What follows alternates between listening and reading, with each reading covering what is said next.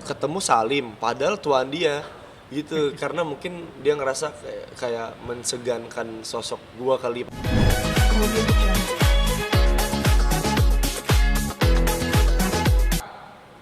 Res, Andres, mungkin gimana Res? Boleh dong sedikit cerita karir lu tuh dimulai dari apa sih Res? Dulu kalau dibilang awal karir dimulai dari apa ya, jadi dari penonton terus punya mimpi menjadi seseorang yang ditonton gitu. Dan ternyata memang the power of mind, terus apa yang kita ucapkan, apa yang kita pikirkan adalah doa, itu tuh semua benar gitu. Gue selalu mempercayai apa yang gue pikirin gitu. Dulu gue suka banget nonton Vino G. Bastian, gue suka banget nonton Raffi Ahmad, terus Dian Sastro gitu-gitu ya. Sampai akhirnya terus ke bawah ambisi bahwa gue juga pengen dong sama kayak mereka ditonton gitu. Gue juga pengen dong bisa ngehibur orang, bisa ngeinspirasi orang gitu. Terus itu ditanamkan dalam diri, diyakinin, sambil dijalanin pastinya ya, sambil usaha, sambil doa. Allah kasih rezekinya akhirnya. Momen pertama kali jadi apa? Apakah acting iklan atau host? Pertama kali itu syuting memang basicnya waktu itu enggak, pertama kali itu cover boy gitu, model majalah. Akhirnya merambat ke dunia acting karena sebagai cowok waktu itu gue ngerasa nggak cocok gitu, nggak pantas saat harus lenggok-lenggok di atas panggung gitu. Ternyata memang passionnya di acting, terus nemuin lagi mulai merambah ke dunia presenting. Pengen coba-coba jadi penyanyi juga, alhamdulillah udah kewujud, udah punya single gitu. Ini lebih Lalu, dulu. sorry, Res agak nyerong begini ya. Gini. Nah, Ya. oke. Ya, jadi lebih dulu acting atau presenting? Host. Kalau antara dua itu duluan acting, Oke dulu. terus karena kayaknya emang seneng ngomong gitu ya, akhirnya coba-coba presenting, akhirnya ternyata bisa juga gitu, sedikit-sedikit sambil belajar. Lebih nyamannya di mana nih?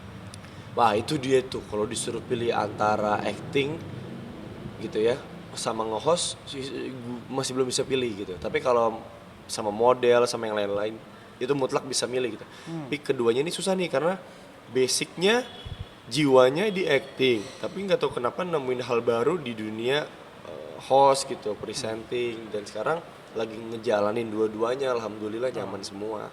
Ada nggak sih artis yang membuat lu tuh makin berkembang gitu? Artis yang bikin makin berkembang banyak banget, orang-orang di sekitar pastinya. Contoh di anak jalanan aja banyak banget gitu, teman-teman yang ngebantu, yang support, termasuk sutradaranya langsung Pak Rudi.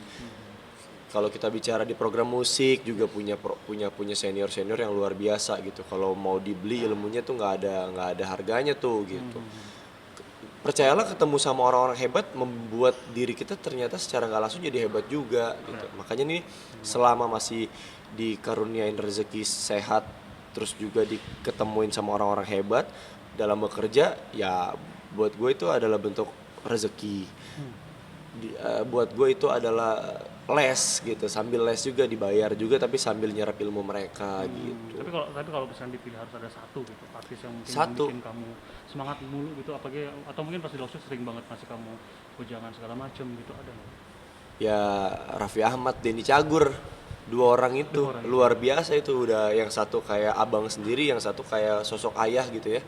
Karena bener-bener ngasih ilmu di belakang panggung, juga ngasih tahu baiknya begini begitu begini gitu. Karena kan kita sebagai anak muda butuh hal-hal kayak gitu ya, butuh kompas. Karena kalau enggak lu bingung di panggung sebenarnya etikanya harus apa sih.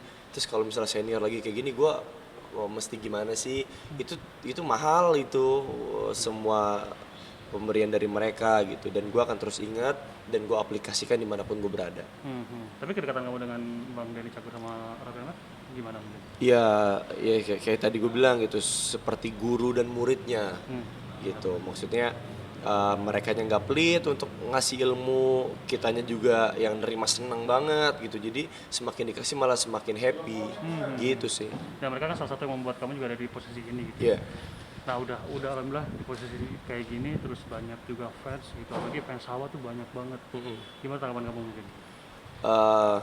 Selalu jawabnya sih gini, maksudnya bener pengen jadi seorang entertainer, bener pengen jadi seorang public figure, cuman dapat support yang sebesar ini dari banyak orang yang bahkan kita sebenarnya nggak kenal, bahkan juga belum pernah ketemu sebelumnya.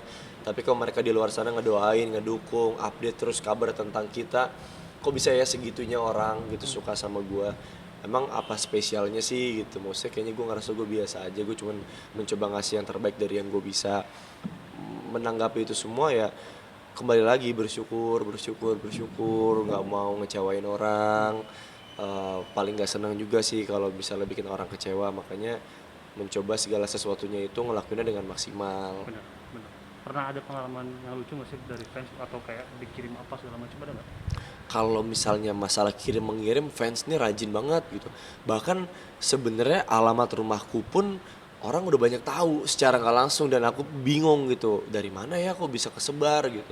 Tiba-tiba datang nih misalnya yang di rumah, orang rumah, bang ada paket nih dari ini loh, kok bisa tahu gitu. Misalnya ngirimin baju, ngirimin bantal tidur, sarung, spray gitu-gitu. Kadang ngirimin apa kayak foto muka gua gitu dijadiin poster, dijadiin pin lucu-lucu gitu. Seneng sih nerimanya, cuman kadang ngerasa udah kali ya nggak usah dikirimin terus, nggak enak juga. Kadang juga kalau kasih syuting dibawain makanan, dikirimin makanan, seneng gitu, cuman kadang jadi nggak enak di satu sisi. Tapi ada momen lucu nggak kayak misalkan kayak accidentally kayak kecium atau segala macam gitu pas Oh. lagi salaman segala macam, pas lagi ketemu gitu sama si fansnya? Paling gini, dia ketemu Salim padahal tuan dia gitu. Karena mungkin dia ngerasa kayak mensegankan sosok gua kali, padahal kan nggak harus kayak gitu. Mau ketemu salaman biasa aja, karena pada hakikatnya kan kita semua sama Iya.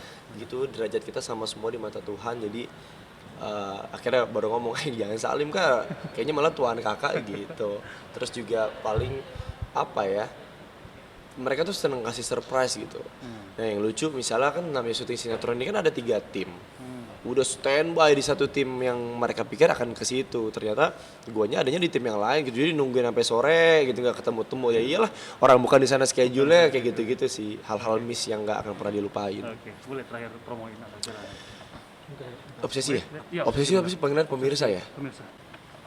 Ya, Halo pemirsa Obsesi, aku Andres Adelio mau ingetin nih buat kalian semua, jangan lupa nonton sinetron Anak Jalanan A New Beginning setiap hari jam 19.15 waktu Indonesia bagian Barat hanya di GTV. ya sekarang.